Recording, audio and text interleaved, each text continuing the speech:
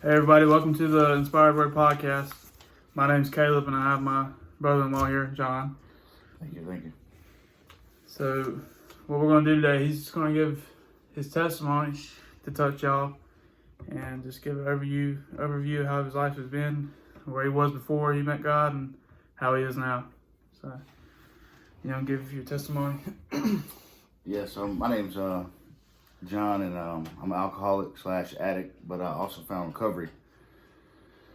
And my sobriety date is August 9th, 2016. And it was a pretty dark time in my life where my addiction had took me to my lowest points in life. And I'll get to that here shortly. But to start off in the beginning, growing up here in Moore County, lived here my whole life. Basically knew everybody. Always got along with people, other kids and stuff like that. But growing up, my parents also suffered from alcohol and drug addiction as well, which are good parents, but they just didn't have the recovery. So growing up in my house, it was always chaos, fussing, fighting, cussing. You never knew who was going to win. My dad might win the fight tonight, or my mom might win the fight the next night. So you can only imagine what it was like. But growing up like that with basically no structure or guidance of authority, and making the right decisions. Like I said, they always tried to lead me in the right direction, but like I said a minute ago, they suffered from untreated alcohol and drug addiction as well. But so growing up, my parents separated when I was young, and so either my dad had custody at the time, my mom had custody at the time. It was back and forth, or I had a stepdad or I had a stepmom. But like I said, it all started out as kind of like innocent fun. Started off drinking and partying, things like that. I never really applied myself growing up as far as school and basically anything in life that I didn't want to do. So basically growing up, it all started out with an innocent drinking, and then after drinking, that led to other things, smoking weed and stuff like that. And also what followed with that was getting in trouble. Started at an early age, 16 years old. A couple felonies at 16 years old of just living the fast life. I never really worked hard for anything in my life. I always took the easy road, and no matter what it was, selling drugs or fast money, the fast life, fast women, that was basically my lifestyle until I got sober.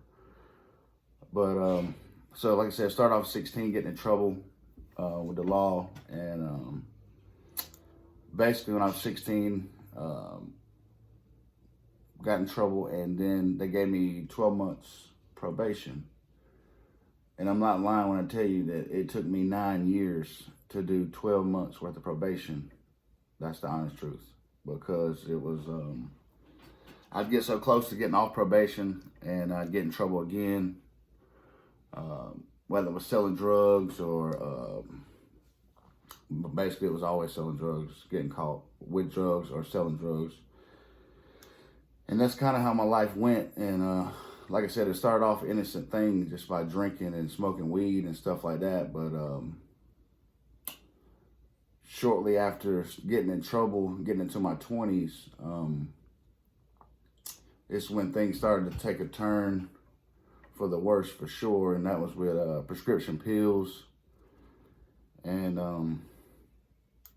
partying as well. Like I said, by this time I've graduated high school, which barely. And had a lot of friends going off to college and do other things in life, but part of my life was basically based on partying and getting high and selling drugs was my whole life. So that's how all that really happened for from 16 years old till I was 16 to 20. About 20 years old is when the charges started to get worse. Instead of being in district court, I was in superior court, facing some time and things of that, harsher sentences. And my addiction kept getting constantly worse. It was like a snowball going down a hill, just constantly getting bigger and bigger. And all the morals and the values and the things I said I would never do, basically they always turned out me doing them. I remember I made like a promise to myself as a kid that I would never turn out like my parents did, of the untreated alcohol and drug addiction, and do the things that they did when I was a kid. And what I know today is when you're living that lifestyle and doing the things that I did at that time, I understand exactly what they went through, because that's what I did. At 21 years old, my father passed away from basically cirrhosis of the liver and a few other things, but it was due to the past choices when he was younger. And when my father passed away, that took every last little bit of good I had in me away from me. That point, I kind of just gave up and just I was full throttle with my addiction. Constantly in and out of jail, prison twice, probation. My probation officer told me that I could be an advocate for people on probation because I have took every class, every probation that Moore County has to offer. And that's not a good thing, but that's the truth about it. You turn it into a good thing. Yeah, I mean, like I said, now how I kind of view it is I had to go through all these things in life to get me where I am today, for sure. So moving forward, my father passed away, and still living that lifestyle. Like I said, it's constantly getting worse. The dry goods is definitely more of my focus instead of drinking. And it didn't matter what it was. I liked it all. So here I am, 22, 23 years old, and back in court again. And this time the sentencing is getting basically more. They're not playing no more games with me because I'm in and out constantly. And so I get another charge. So my lawyer just says it's a good idea for me to go to treatment. It'll look better for my court. So I did. I go to treatment, Samaritan Colony. And what I did is I had set these reservations up. When I get out, basically I can go back to how I was living. I'm just trying to do this for court. So I go to first I go to more regional to detox, and then after that is when I went to Samaritan Colony. I didn't apply myself at treatment. I wasn't there to get treatment. I was just there to better myself in court, look better in a court case. And when I got out, I immediately went right back doing to what I did when I left. And like I said, I'm about 23 years old at the time. These people were really trying to help me, but I had reservations before I even came that I was going back how I was living. And that's what I did. And, I thought I hit my rock bottom then, but I'm here to tell you that my rock bottom had a trap door as my addiction progressed. By this time, it has took me to the lowest point of my life. And like I said, doing things I said I would never do, putting things in my body I said I never put in my body. And that's what I did. So here I am, 25 years old, 26 years old. How old are you now? I'm 32 now. And, you know, just living horrible. So, long story short, I am at my house, and now I've already had a couple close calls by this time that almost dying. Ambulance came. Basically, about, you know, my heart about stopped for the things that I was doing. OD, overdose. Yeah. Yep, that's basically what happened, and it's a couple times, you know, like I knew I knew I was gonna die because the way I was living, and the court dates and the charges, that really didn't matter anymore, because if they ever mattered in the beginning, I would have stopped then.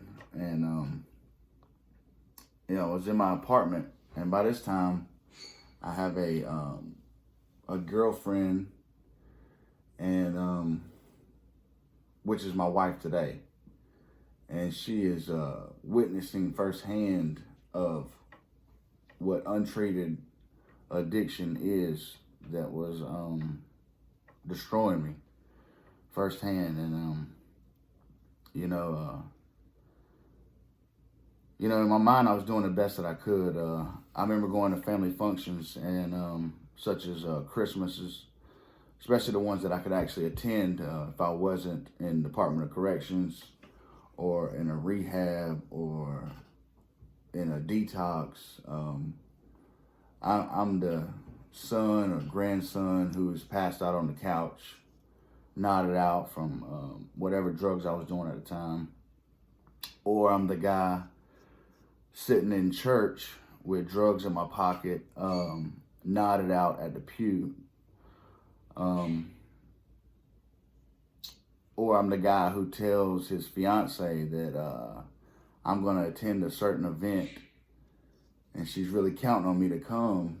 And what I do is I put drugs before everything. I remember a certain time that I really promised her I was going to go to this Durham Bulls game, and I gave her my word that I was going to go no matter what. Was this with us? Yeah. And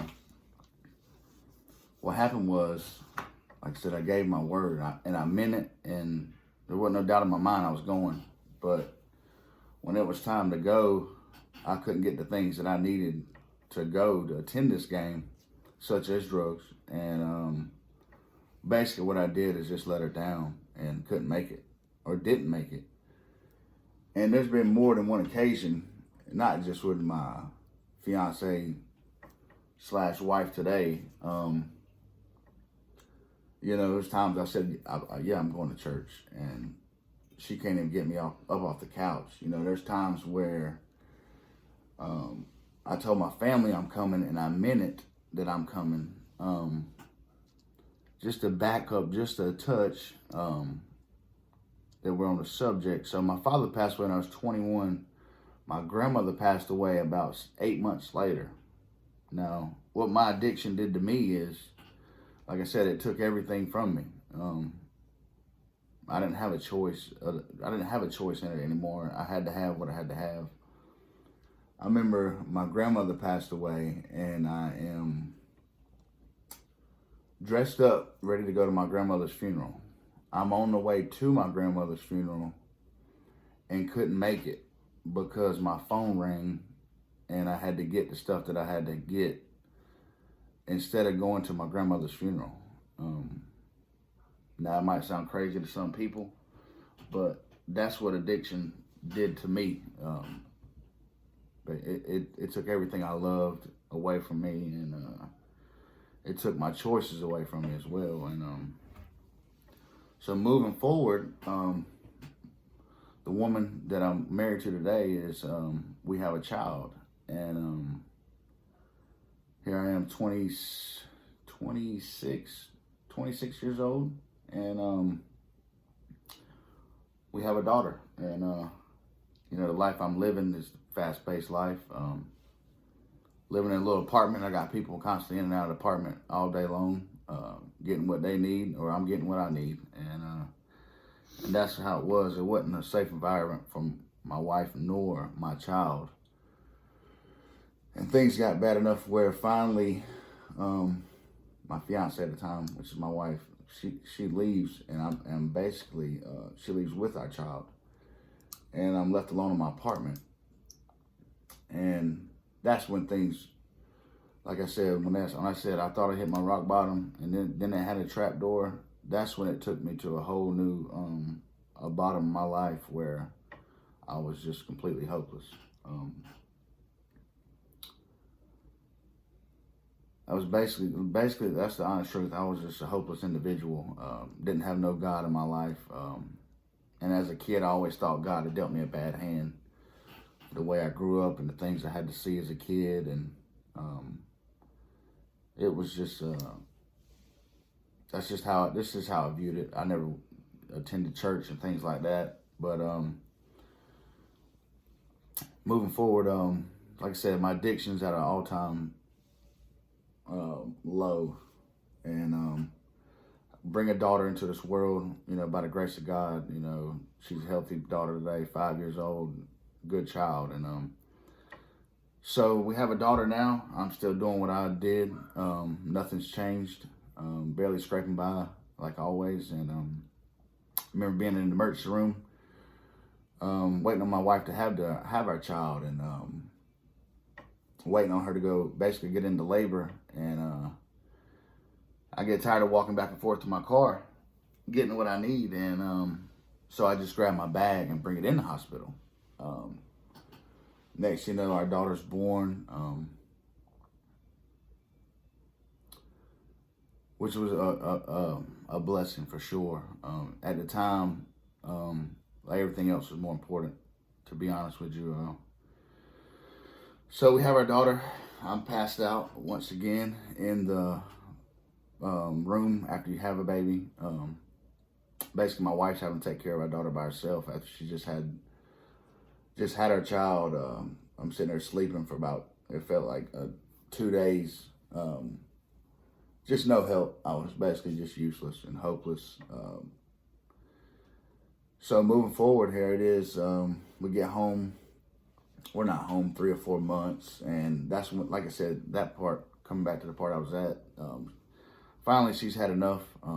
She sees basically what I am and what I've turned into be. So she leaves, takes her daughter, and moves in with your dad, which is probably one of the greatest things that could ever happen, because at that point in my life,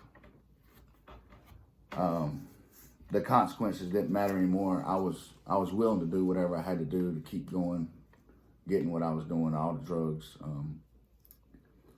And I'm sitting there in my apartment that day, and I put so much stuff in my body that would probably kill the most couple people. Not trying to sound arrogant or funny, but that's just how I did my thing, and I couldn't get the effect that I was trying to get. I couldn't get the high that I always got, and I knew I was in trouble then, for sure, when it just stopped working. And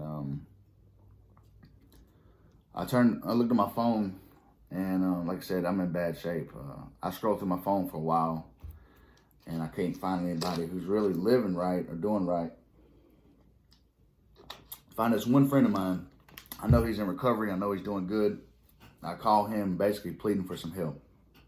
Can you lead me? Try to fix me, man. I'm in bad shape. He talks to me. He's at work. He talks to me for about an hour. He gives me my other old friend's number, which is working at a treatment center, Samaritan Colony, which I've already been to when I was 22, 23 years old.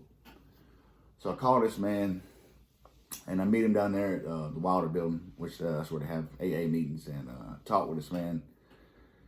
And I'm in such bad shape, and he tells me some things that he wants me to do if he's willing to help me. So I said, well, basically, I'm gonna go get high one more last time before I go get some help. And after I leave meeting this man, the transmission goes out in my truck. No, the clutch goes out in my truck on the way to my apartment, which is about 3 minutes from the Wilder building.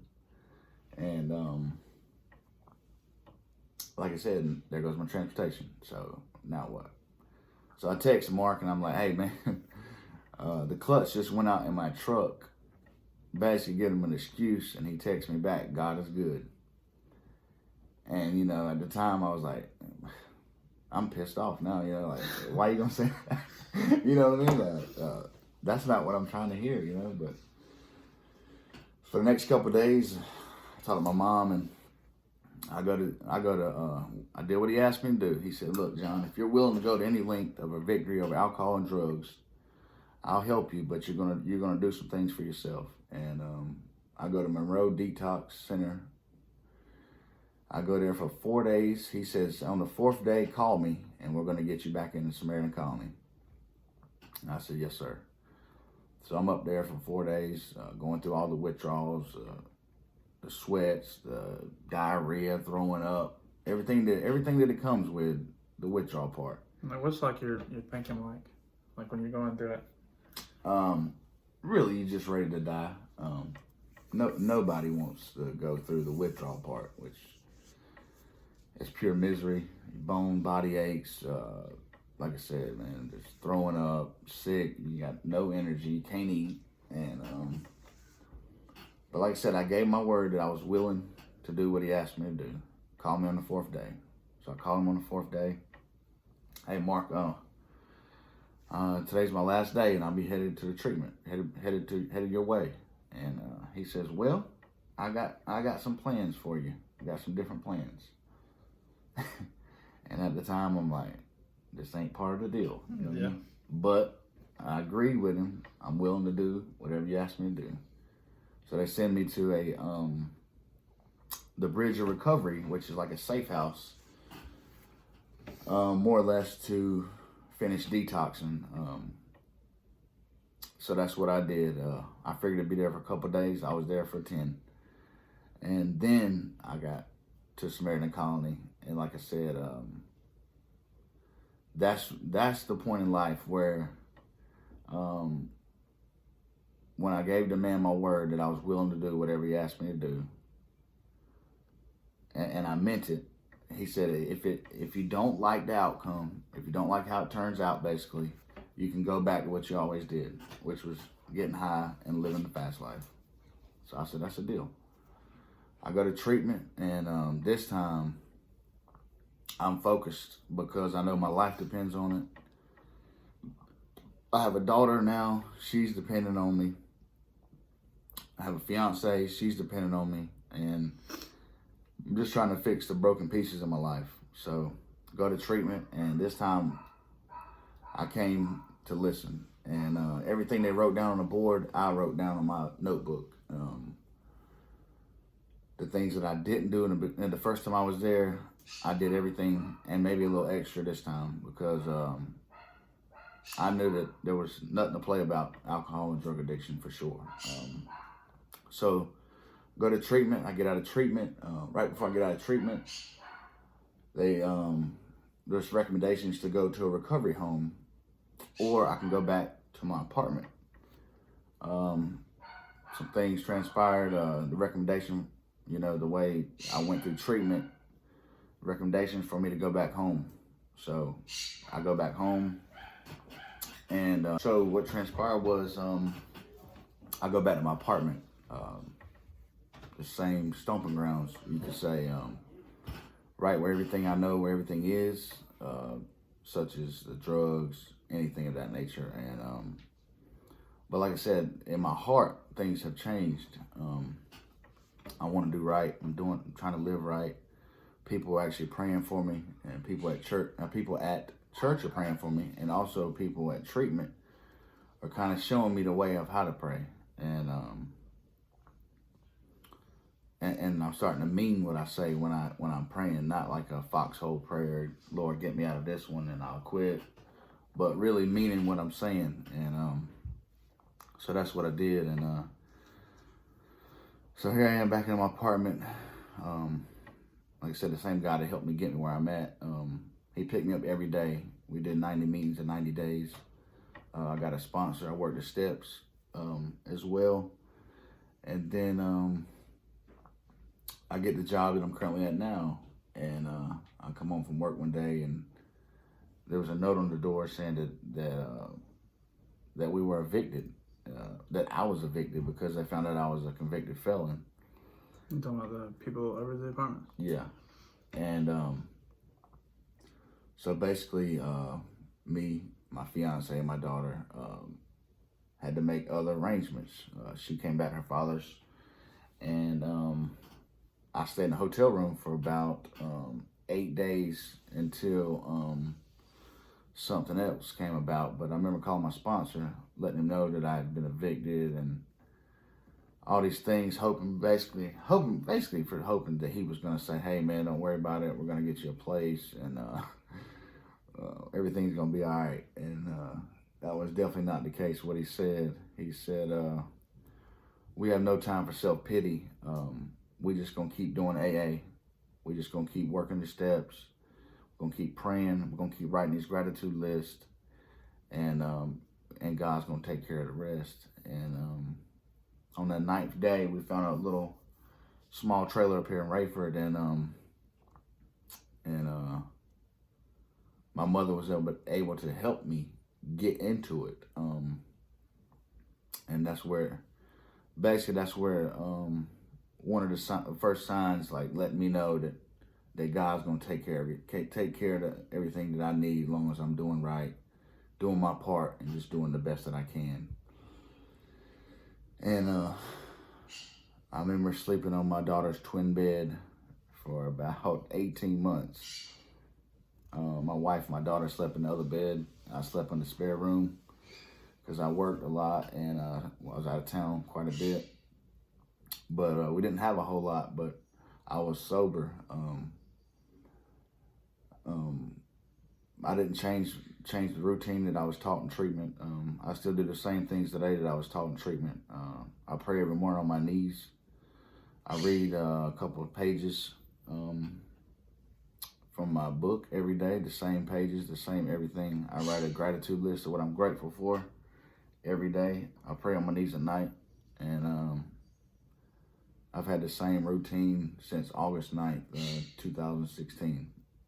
I've never missed a day doing none of it because I know how important it is to me that if I break one little thing like that, which to me is like lying to myself, that it'll all fall apart. So what I don't do is I just don't get away from it. I do the same thing every day, and I've been sober ever since. And I know it's by the grace of God.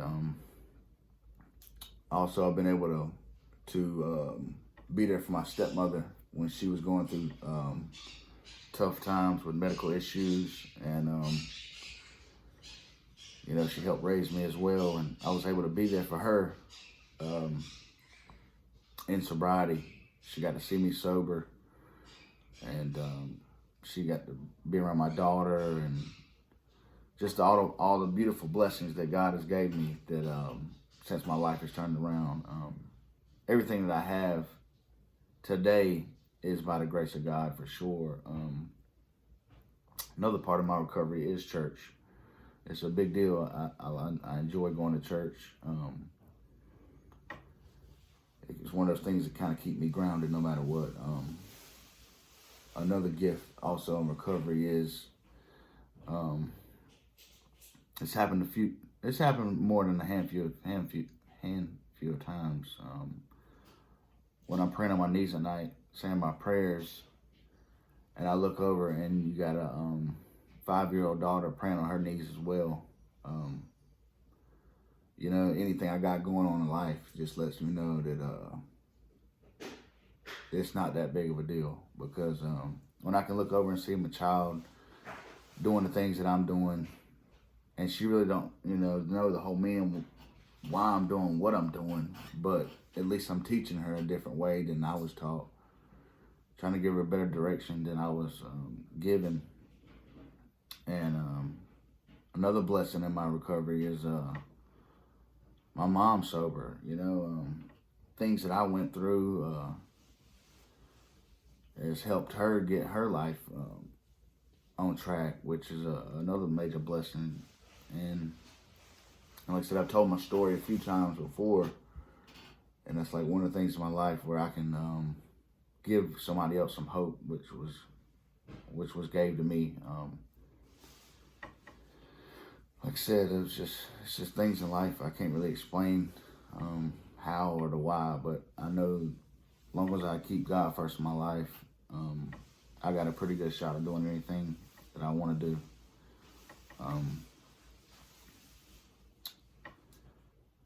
And I also have, been through some tough times in sobriety, getting sober as well. I buried my stepmother as well. No matter what was running through my head at the time, I stayed sober. It wasn't easy, but, I had to pray a little harder. And I've had some good people around me.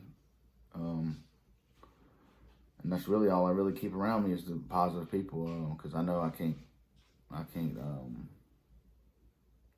hang out at the barbershop and not expect a haircut. So I just try to stay grounded and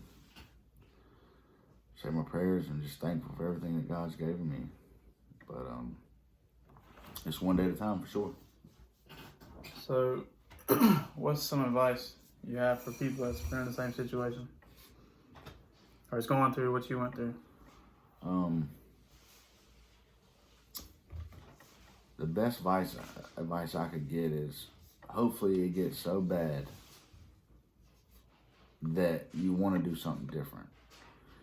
And I know it's like a scary feeling of the change of even going through the withdrawals or whatever the case is, but it's got to get bad enough where you want to do something different about it. For me, it was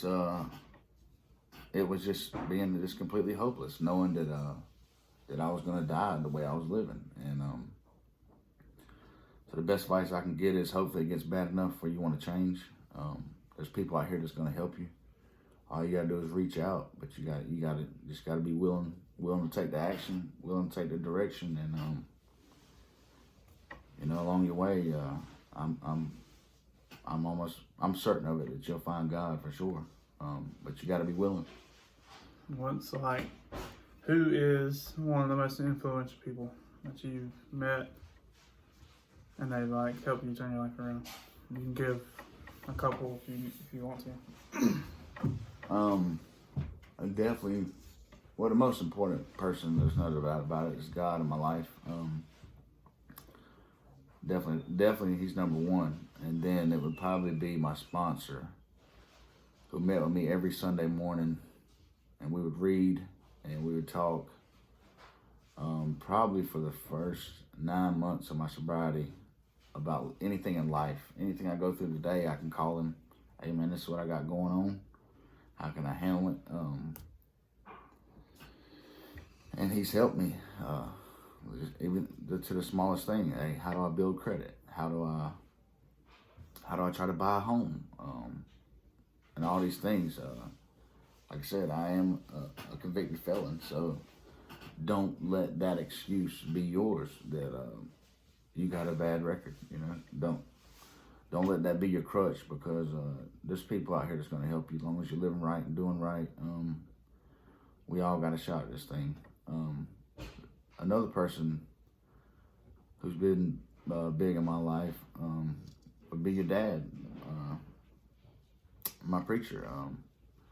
Going to church, listening to the word, just being there, just being there at church helps me. No matter what's going on, good day, bad day, it don't matter. It helps me for sure. And also outside of church, seeing how this man takes care of his kids, no matter what it is. He's on his way. He's on his way to help you no matter what. That's helped me become a better dad by seeing things like that in my life, and just being there for your child, being there for your kids, no matter what it is. I'm on the way. Even to this day, if I give you my word that I'm going to do something,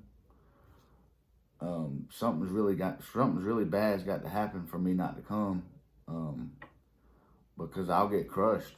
I get crushed today. If somebody tells me they're going to do something, they don't do it. I just get crushed. How can you not? How can you not keep your word? But I didn't keep mine for years, so I get it. Let's see, another person would be probably the man who did my wedding, Mark. He's been one of those people. He didn't sugarcoat it. He gave me the honest truth. I remember him asking me another question that I just thought about. He said, "Have you ever stole anything from your daughter?" And I said, "No, I never stole nothing from my daughter. She was 9 months at the time. No, I never stole nothing." He said, "Basically, you're a liar." And I said, "What do you mean?" He said, "You stole her time." And you think you're a tough guy all you want to, but if a man tells you something like that, it'll make you basically melt in your seat. But there's somebody like that shooting it to me straight is what I needed. Just give me the honest truth. And, if it wasn't for people like that in my life, I don't know where I would be, for sure. Let me tell y'all what my story is about John. From just my experiences with him, I have one of the first days I first met him. I'm just going to give y'all like a brief overview of like how I've seen him change. One of the first days I first met him, we were at Kickback Jack's. And if y'all ever know John before he got saved and turned his life around, he loved to go party and loved to go gamble, do some pool, put some money on it. And I saw him, I was sitting with my sister, she was with her friends, and I was just seeing how they were living, and sitting over here with my sister, and John probably comes up every hour just to talk to her, like just say hey or whatever, and then go off and gamble. But at the same time, I don't know what the deal was, but he had a big chunk of change in his pocket, and he basically didn't leave with nothing in his pocket because he kept going back, giving all his money away, and didn't want to spend time with his fiance. And it's just like, this is what my sister is like, who she's choosing. And then me and him play a game of cornhole, and I'll never forget this. We played the game of cornhole, and the bet was on like some beer. Whoever wins gets some beer. And I was hoping to God that we wouldn't win, because I can't drink in the first place. And everybody else thinks I'm like 21 because I'm at this bar, which I shouldn't even been there in the first place. But we lost. And he just stopped playing. And I don't know what made him click to stop playing, but I don't think he played another game that night. But he probably didn't have the money to play. But he was not in a good place, and I could just tell that how he's going to do my sister. He wasn't going to be a good boyfriend, because my sister's, she's never picked good people in her life. She has like a nag for picking drug addicts, alcoholics. So I just thought he was just going to be another one. And then there's been many times where like John's come to like family events. The first time I remember he went to, we have a Christmas party every Christmas with my family. And he shows up, and I guarantee you he wouldn't. Do you remember that party? I don't know. He was high off his feet, and I don't even think he knew he was there. He just sat on the couch all the time and wasn't really talking, because I don't think he was there. Fast forward, my niece has my niece, and I saw the way he was doing my sister, but I've never really stood up to him, because I was a lost cause, and that was my mistake on my part, because I could have said something that probably would have helped speed up the process of him getting sober. But I say that to say, like, when he became saved and really changed his life around, I was like, who is this person? Because like the person I've known way before this now, I was like, it's not the same person. Like, this is just like an example of how God can change somebody's life. Because like, I probably saw John like once, like every month. He never come around the family. Like, he never did anything for my niece. Like, he just never come around. And it just really hurt me because I was like, how are you going to do that to your child? And then something clicked. He changed his life. And now he works his butt off for my niece. He does everything he can for my niece. Puts food on the table. Has a new house now. Treats my sister great. And it's just like, that's God. Because if it was up to John would still be in the same place. If God didn't step into the place to interfere, he'd still be there. Probably wouldn't still be alive. So That's for sure.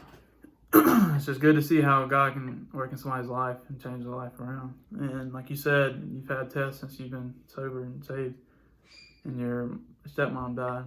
But like, isn't it good to know that your stepmom saw you at your best place before she died? That's for sure. And like another thing that I kind of left out, I feel bad about it, is that I'm also married. Like I said, I got married in recovery, sober, to a woman who's seen me at my complete worst. Like there's been some tough times, and like I said, she had left before, and she kind of just never really gave up on me, you know what I mean? And now I can be there and be the husband I'm supposed to be, the dad I'm supposed to be. And hopefully my daughter will never have to see me ever the way I used to be, and just we get to have a whole new life, and I get to maybe be there and lead them and guide them. Just when they need me, I can be there, and that's all I can ever ask. That as long as they're good and they're happy, I'm good too, But Well, it's good to see you back, or where you are now. And how many years has it been? August 9th, 2016, so 3.5. Almost 4.5 years. Crazy. Let's go. Keep doing what you're doing, and the Lord's going to take care of you. And I'm proud of you. I love you. I love you too, man. Keep on. I appreciate you. Thanks for having me. And like I said, hopefully it helps somebody, give somebody some hope, man, no matter what they're going through. They'll just lead them and guide them to the right direction, man. And just trust and pray. That's all we can do. Thank y'all for tuning in, and I'll try to keep posting all these podcasts about Thursdays or Wednesdays, and try to touch as many people as I can, and keep having special guests like John, because his testimony is, especially a lot of people around here, they can really use it, and just anybody can use it. So I thank the Lord for John, putting John in my life, and just thank him for all my family, everybody. So tune in next week, and I'll just keep sending y'all some podcasts, and y'all just send me some feedback to let me know how I've been doing, and I just thank y'all for everything. And thank you, John. Thank you.